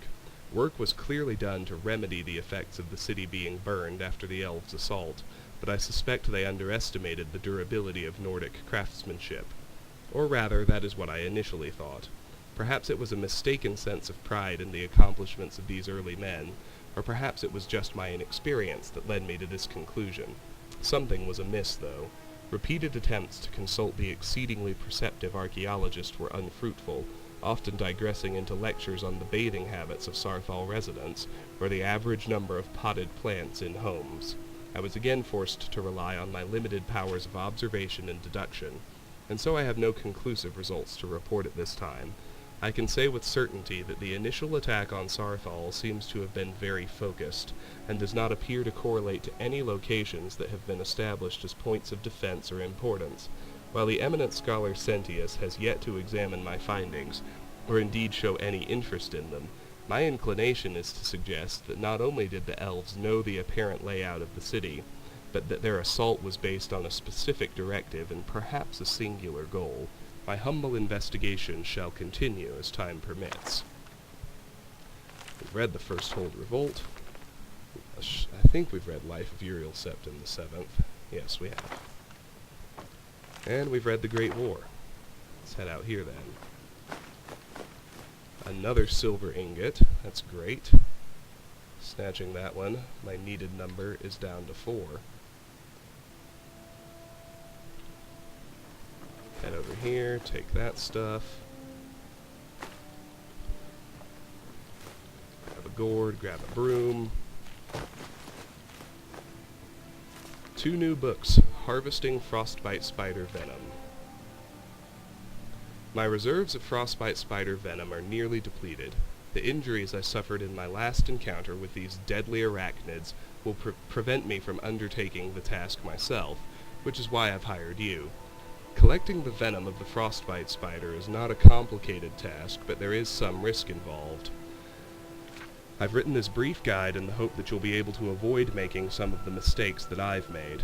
Frostbite spiders most often make their lairs in caves. These creatures do not shun the icy climes of the north, for as their name implies, they are largely immune to the cold. When food is especially scarce, a spider will venture out to hunt prey in the wilderness. Usually, however, the 8-legged devils prefer to ambush those unfortunate creatures who venture into their caverns seeking shelter. The easiest way to locate a nest of frostbite spiders is to search for their large webs. Just take care not to get caught in one, for these webs are strong enough to trap a full-grown man. Once any part of you touches the sticky threads, it's nearly impossible to get free without help. Also, keep a watchful eye toward the ceiling. The frostbite spider is as stealthy as it is swift, and can drop down onto your head and have its fangs in your back before you can scream. As long as you find the frostbite spider before it finds you, collecting the venom should be a simple matter. Because they rely on their webs to immobilize their prey, the creatures are not that difficult to kill in open combat. If you're inclined toward the arcane arts, don't bother with ice spells. Fire magic will serve you far better. With that, I will say farewell and good hunting. Remember, any loot that you find in the spider's web is yours to keep. The larger the hole, the larger the spider. And Battle of Sankator. 2-handed skill book. Raised 2-handed to 54. Well, that's neat. Let me take it off the book list and bounce over to free skill boosts. I had 7 boosts for 2-handed. That number is down to 6. I have 4 skill books left to find. Battle of Sankrator. The Battle of Sankrator. In Second Era 852, allied Nord and Breton forces crossed the borders into Cyrodiil and occupied the major passes and settlements in the Geralt Mountains. Making their headquarters for the winter at Sankrator, the Nord-Breton allies dared King Culicane's new general, Talos, to assault them in their mountain fastnesses. When they heard that General Talos had mustered an army in the dead of winter and was marching to assault Sankrator, they were elated. Sankrator was impregnable, its citadel on high cliffs overlooking the lower city, nestled in a high mountain basin with steep, unscalable cliffs in their rear.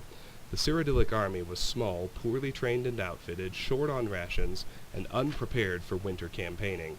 As their ragged units assembled in the lowlands beneath the citadel, the Nord-Breton allies confidently assumed that their enemy had delivered himself into their trap. The citadel was not only protected by an unscalable cliff in front and unscalable heights in their rear, but the entrance to the citadel was magically concealed under the appearance of a large mountain lake in the basin beneath the heights. Accordingly, the Nord-Breton allies left on a small force to defend the citadel, descending through lower passages to attack and overwhelm the cold, hungry Cyrodiilic forces before them. They expected to defeat, overrun, and annihilate General Talos's army, leaving no one to oppose their springtime descent into the Cyrodiilic heartlands. Thus did General Talos lure the Nord-Breton allies to their doom. Leaving a weak force in the lowlands to draw out the defenders, General Talos approached the citadel of Sancrator from the rear, descending the supposedly unscalable heights behind the citadel, and sneaking into the supposedly magically concealed entrance to the inner citadel. This remarkable feat is attributed to the agency of a single unnamed traitor, by tradition a Breton turncoat sorcerer, who revealed both the existence of an obscure mountain trail down the heights behind the citadel, and the secret of the citadel entrance concealed beneath its illusory lake surface. While the Cyrodiilic army in the lowlands fought a desperate defense against the Nord-Breton sortie, General Talos and his men entered the citadel, swept aside the sparse defense, captured the Nord-Breton nobles and generals, and compelled them to surrender the citadel and their armies. The confused and demoralized Nord captives, already suspicious of the scheming High Rock sorcerer aristocracy and their overreaching dreams of Heartland's conquests, deserted the alliance and swore loyalty to Tiber Septim. The Skyrim generals joined their rank and file in Tiber Septim's army. The High Rock Battle Mage command was summarily executed, and the captive Bretons imprisoned or sold into slavery. Thus was the concerted allied invasion of Cyrodiil foiled, and General Talos's army swelled by the hardened Nord veteran troops that played so crucial a role in General Talos's succeeding campaigns, which consolidated the Colovian and Nibelungian into the core of the Cyrodiilic Empire, and which resulted in the crowning of General Talos as Emperor Tiber Septim. Historians marvel at Tiber Septim's tactical daring in assaulting a fortified mountain citadel in the dead of winter against vastly superior numbers. Later, Tiber Septim attributed his unwavering resolve against overwhelming obstacles to have been inspired by his divine vision of the Amulet of Kings in the tomb of Reman III. The young Talos may indeed have been inspired by his belief that he was fated to recover this ancient sacred symbol of the Covenant, and to lead Tamriel to the high civilization of the Third Empire. Nonetheless, this should in no way reduce our admiration for the dash and genius of this defining military triumph against impossible odds. Cool. Search the dresser now. Clear it off. We've read the cake and the diamond. 6 gold and a tankard. Let's cross over to Lars's bedroom now, and then I think I actually have to do another offload. There's a lot of stuff in this house.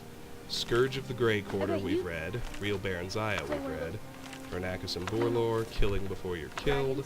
Songs of the Return, Volume 7. Could do anything. I've read all of those already. Cabin in the Woods. Wait a minute.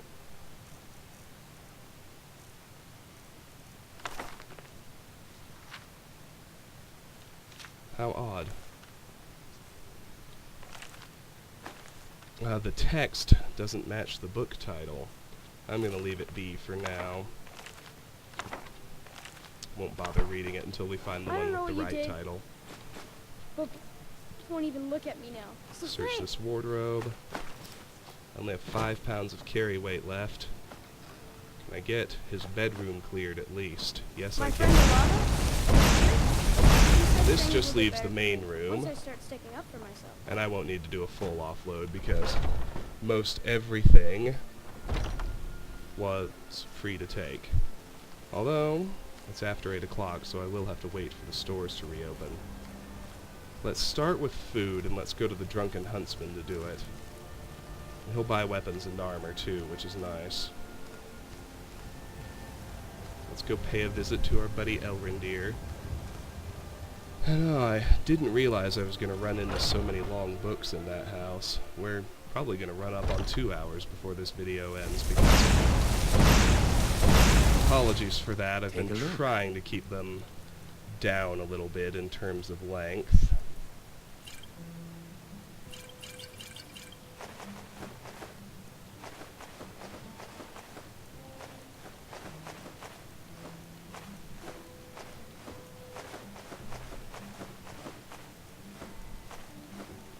As you can see, the Battleborn are quite wealthy.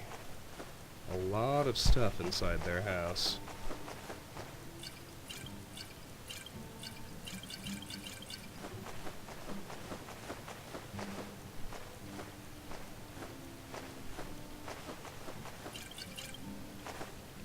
Okay. Thank you very much for your business. Now we need to... That covers pretty much everything except, you know, clutter. Need something? Which I have a lot of. I have a great deal of cast iron pots and goblets and jugs and whatnot. I don't need to sell the Bellathor. I like that. But in order to sell it, I have to talk to him during business hours. So, I'll do my usual, rest 1 hour at a time so I can get some courage. Or wait 1 hour at a time so I can get courage castings in. Keep creeping illusion up toward 100.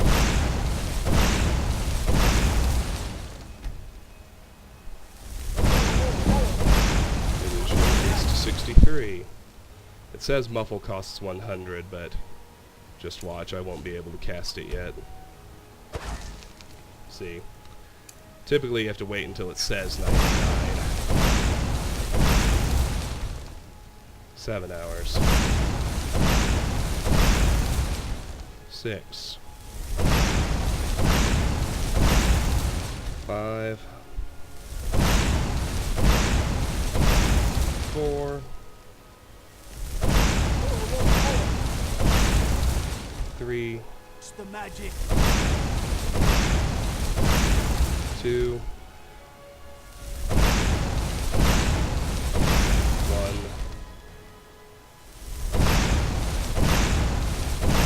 And done. And then visit Bellathor now. That should allow us to offload everything we need to. Everything's... Take a look. Okay. So he'll buy all these clothes off of us. As well as all these books.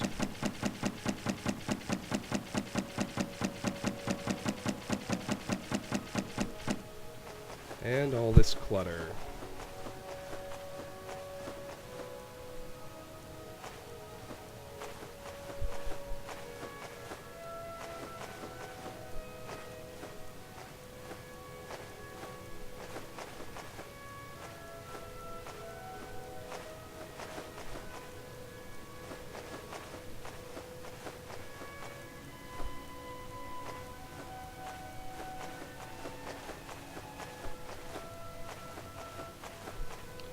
Alright. I'm back. Now we're hardly carrying anything, so with that, we should be able to really finish cleaning the place up. You are considering Let's go this way. thievery. Shouldn't be any more books to read, too. Either. Cast your fancy magic Unless they show up someplace in else. random loot.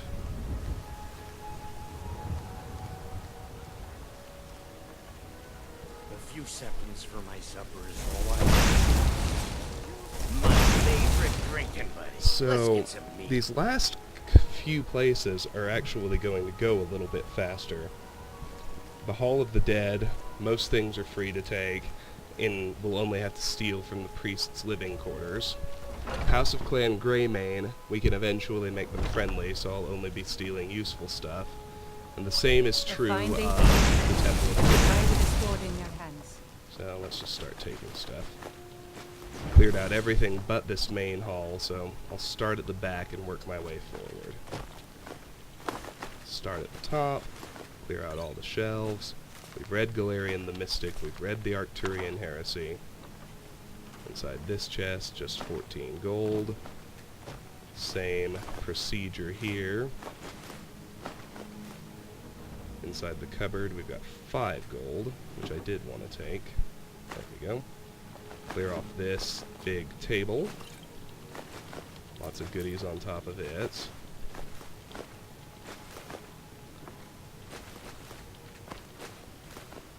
Gentleman's Guide to Whiterun, we've read. Nothing there, so let's just go over here.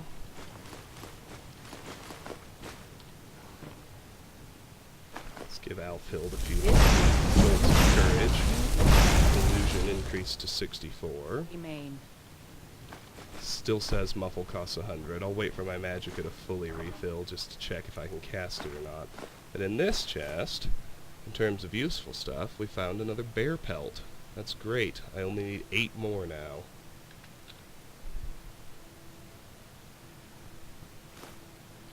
Lord Mead, Goblet.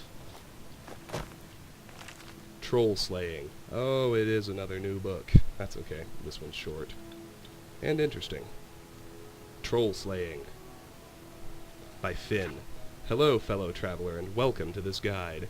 Within these pages, I will explain everything you need to know about fighting trolls, including how to negate their amazing healing powers, and how best to take advantage of their natural love of cold.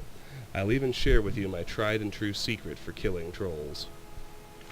Intrigued? I hope so. Troll fat is a valuable commodity, and there's fortune and glory to be made for the ambitious troll hunter. Onward, then.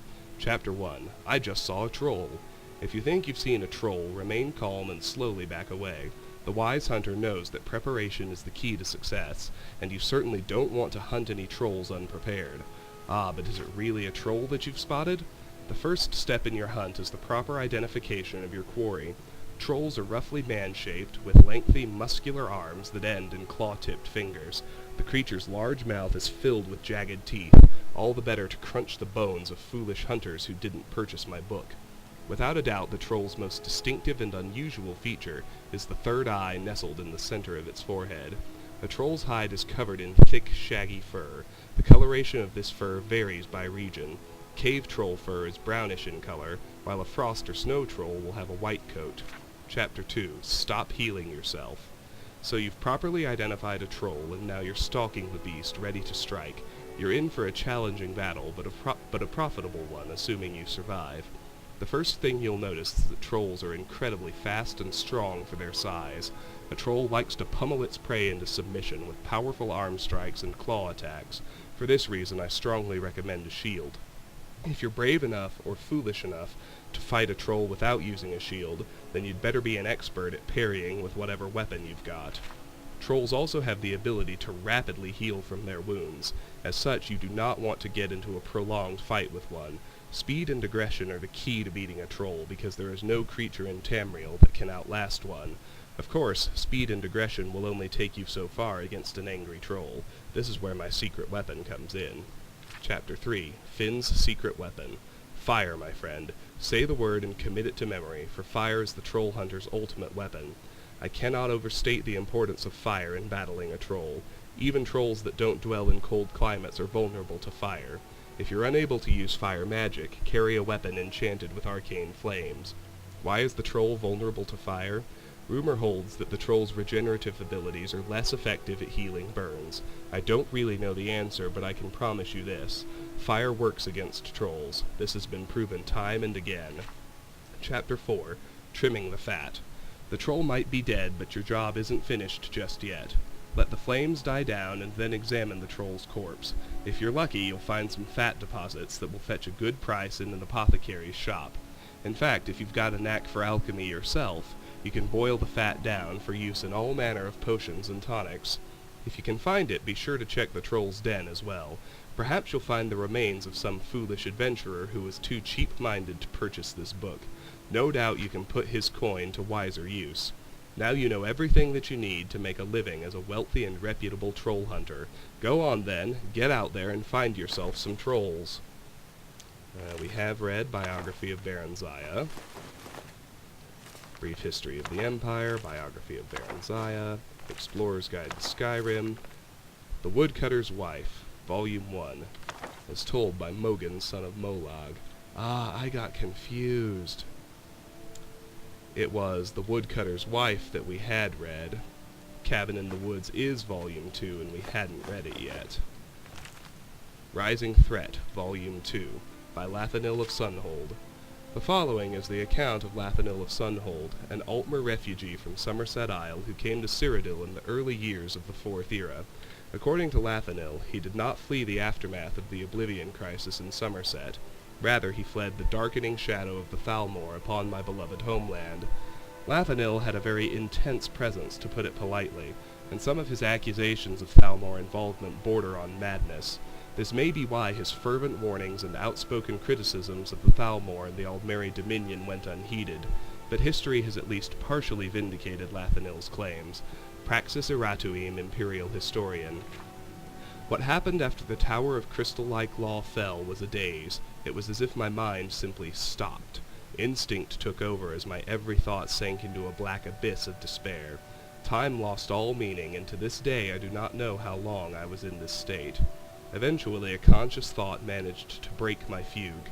The Daedric horde had vanished, gone as suddenly as they had come. Before my numbed mind could comprehend the tumult that consumed my beloved Somerset Isle, before I could formulate the question how, they were there, dripping honeyed poison in our ears, the Thalmor. They were the ones that saved us, they claimed, working deep and subtle magics. It was their efforts, their sacrifices, that delivered the Altmer from extinction. Oh, what fools we were! We wanted so desperately someone to thank for ending our tribulations, we lavished it upon the first to step up and claim the glory. With that simple act of gratitude, we allowed a vile rot to seep into our homeland, to putrefy our once noble and distinguished civilization. It was months before I began to suspect the error we had made.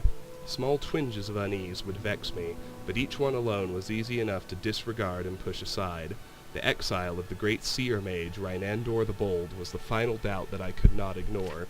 You see, Rhinandor was one of the very few who survived the collapse of the Crystal Tower. I saw some of his bravery and heroics with my own eyes. It was his leadership and sorcery that made the Daedra pay such a high price for their destruction of the Crystal Tower. The Thalmor besmirched his name when he had the audacity to publicly doubt and question their role in ending the Oblivion Crisis on Somerset Isle. Rhinandor made the mistake of ignoring the consensus gentium, trusting instead to logic and facts. The shrewdness of the Thalmor, however, was not such to allow something as trivial as the truth to stand in their way. As soon as they shifted the collective opinion ever so slightly against Rhinandor, they had him sequestered and intensified their efforts to tarnish his reputation. Unable to mount any sort of defense to the Thalmor's attacks, Rhinandor was quickly denounced and exiled. Songs of the Return, Volume 56, One Last Sack. Now, since I misinterpreted what was happening, and we had not read The Cabin in the Woods yet, I'm just going to go buy it back really quick. Should only cost 5 gold or so. We'll read that, we'll offload one last time, and call it a video. In fact, we'll make reading it part of the offload, since we have to go visit Belfast anyway. Stop in at the Drunken Huntsman first. He just has by far the biggest gold pool of anyone who buys food. Ah, an archer, eh? I've got just what you need.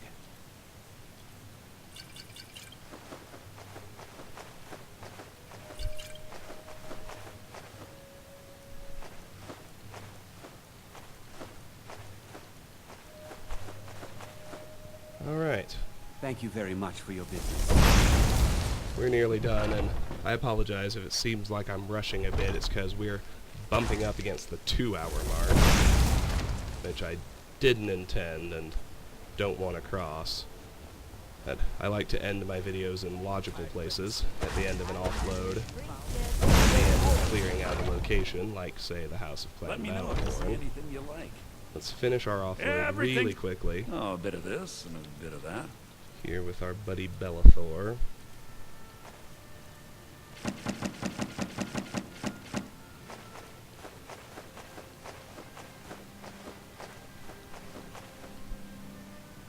He might actually run out of money, which is great. It means I'll buy something from him. First thing I have to buy is The Cabin in the Woods. Shares its name with a great movie. Mammoth Tusk. There you go. Ladder, pot, roll of paper, tankard. Not quite. He barely had enough money. Let's buy back The Cabin in the Woods really quickly. Read it and sell it back to him. Do come back. The Cabin in the Woods, Volume 2, as told by Mogan, son of Molag. Late one night a few seasons ago, a soldier was returning home after several bloody battles. He decided he would save some gold and decided to cross the pine forest on foot. The The first day of his journey was rather uneventful. The soldier stuck to the main path and kept a brisk pace. When it started getting dark, he set up his bedroll, built a small fire, and cooked up some rabbit he had caught. A fine day indeed, he thought to himself as he fell asleep. Partway through the evening, the soldier was woken up by soft sobbing in the distance. He grabbed his sword, assuming it to be a bandit trick, but pretended to sleep so he could get the jump on them. After a few minutes, the sobbing started moving away from his camp until he could no longer hear it. For the rest of the night, slept with one eye open.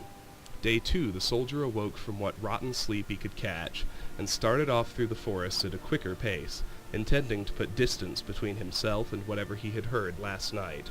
As the day went on, it began to rain heavy, so the soldier built himself a little shelter for the evening so he could remain dry while he slept.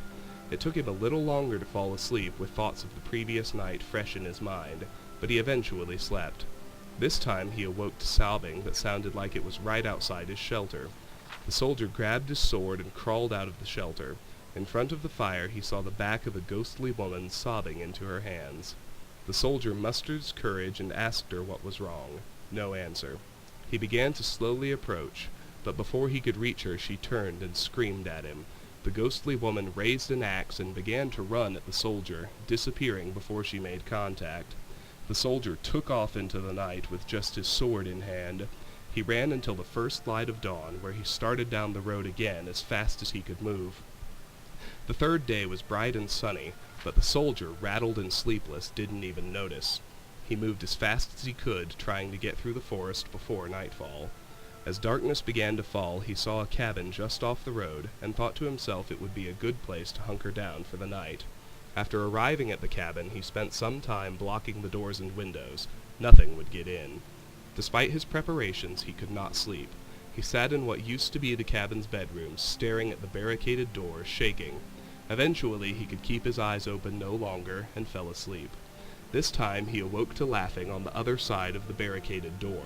It sounded like the woman from before, but he refused to believe it was her. The soldier burst through the barricaded door into the main room to find the ghostly woman from the night before staring at the ground, laughing hysterically with axe in hand. He began to relentlessly attack the ghostly woman, but he could feel his strikes were less effective.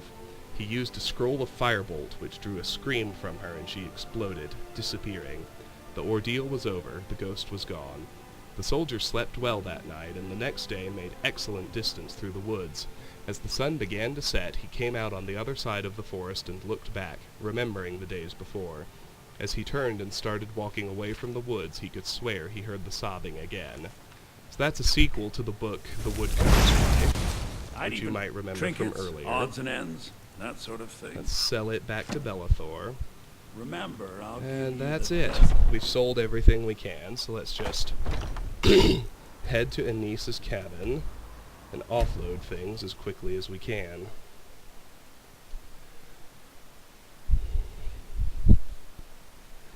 Remember, because I'm treating Heimskr separately as the start of the companion's quest line, we only have 4 buildings left to check out in Whiterun. House of Clan Greymane, Temple of Kinnereth, Hall of the Dead, and Dragon's Reach. Now, because this should go quickly because we aren't cleaning out either the temple or the house yet, because they have quests that take us pretty far ranging, but eventually make them friendly to us and make their contents free to take. So I'll only be going through looking for the useful stuff. I accidentally put away my potion of cure disease. Need it back, of course. And in here, well, everything I've got is useful. Let's cast courage on the horse again. Pop down here. Got a few little ingredients to put away. I got a bear pelt, several silver ingots to put in here. I have a sapphire and leather strips for the smithing sack. I think that's everything, isn't it? Yes, yes it is. Alright. Let's fast travel back to Whiterun and call it a video.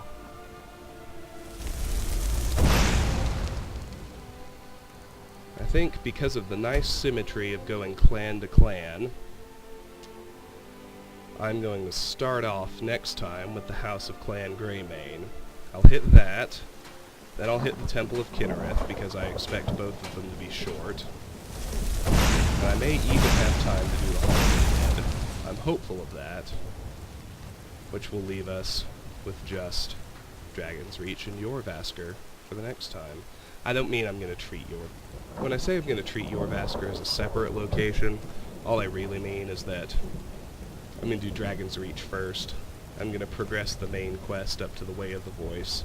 You'll know what that means. And then do Jorrvaskr when I've done everything else I can do in Whiterun. So, here's the House of Clan Greymane. This has been Let's Play Skyrim. We covered Amren's house, Carlotta Valentia's house, Heimsker's house, and the House of Clan Battleborn, all in one very productive video. Next time, we'll finish up in the Wind District. Until then, I thank you all for watching. Bye-bye.